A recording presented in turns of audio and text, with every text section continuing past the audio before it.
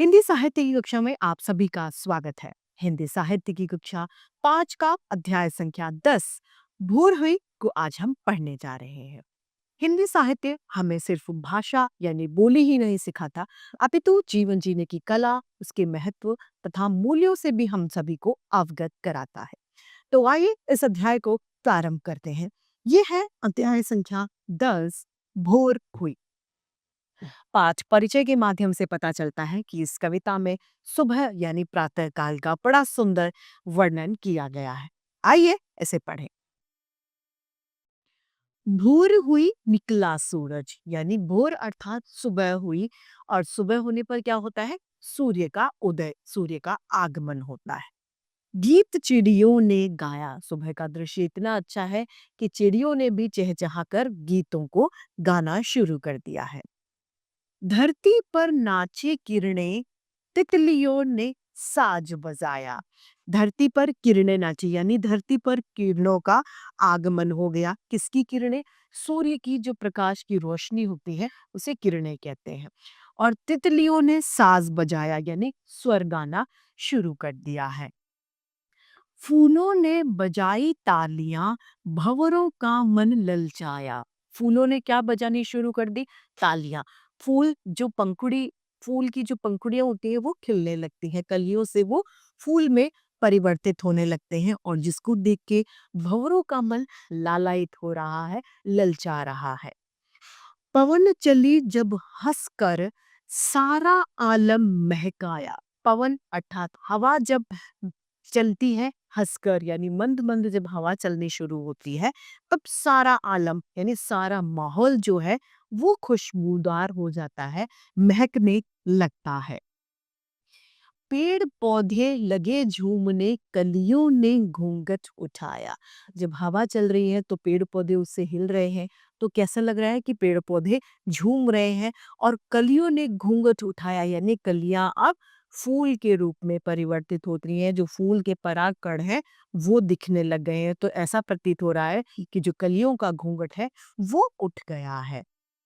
कल कल नदियां बहे सारी, झरने ने संगीत सुनाया।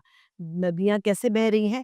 कल कल करके बह रही हैं, और झरनों का जो स्वर है वो सुनाई दे रहा है। तो आइए इस कविता को एक साथ फिर से दोहरा लेते हैं। भोर हुई निकला सूरज, गीत चिड़ियों ने गाया। धरती पर नाची किरणें, तितलियों ने साज बजाया। फूलों ने मचा फूलों ने बजाई तालियां, भंवरों का मन ललचाया। पवन चली जब हंसकर, सारा आलम महकाया। पेड़ पौधे लगे झूमने, कलियों ने घूंघट उठाया। कल कल नदियां बहे सारी, झरनों ने संगीत सुनाए। तो ये है सुबह का मनोरम दृश्य। कोशिश करें आप भी सुबह सूर्योदय से पहले उठें, तो इस सुंदर से दृश्य को देख पाए, इस नज़ारे का आप भी आनंद उठा सके। तो इसी के साथ हमारे आज का ये अध्याय और कक्षा हिंदी साहित्य की यही समाप्त होती है। फिर से हिंदी साहित्य में ऐसे रोचक अध्याय लेके आपके समक्ष उपस्थित होते रहेंगे। आज के लिए इतना ही, फिर मिलते हैं। धन्यवाद। प्यारे बच्चों, कैसे हैं आप सब? आशा करती हूँ आप सब अच्छे होंगे। तो बच्चों, आज हम पाठ 10 भोर हुई का अभ्यास कार्य करेंगे। तो आइए सबसे पहले चलते हैं हम बहुविकल्पीय प्रश्न पर। सबसे पहला प्रश्न है कि तालियां किसने बजाई? फूलों ने। दूसरा प्रश्न है, पवन के चलने पर क्या हुआ? सारा आलम महकने लगा।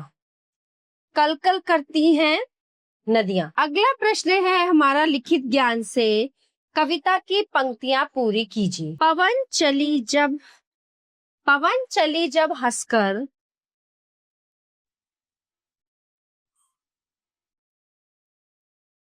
सारा आलम महकाया। पेड़ पौधे लगे झूमने।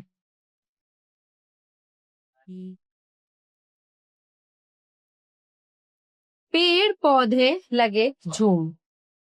प्रश्न 2 सही जोड़े बनाइए। भोर हुई, निकला सूरज,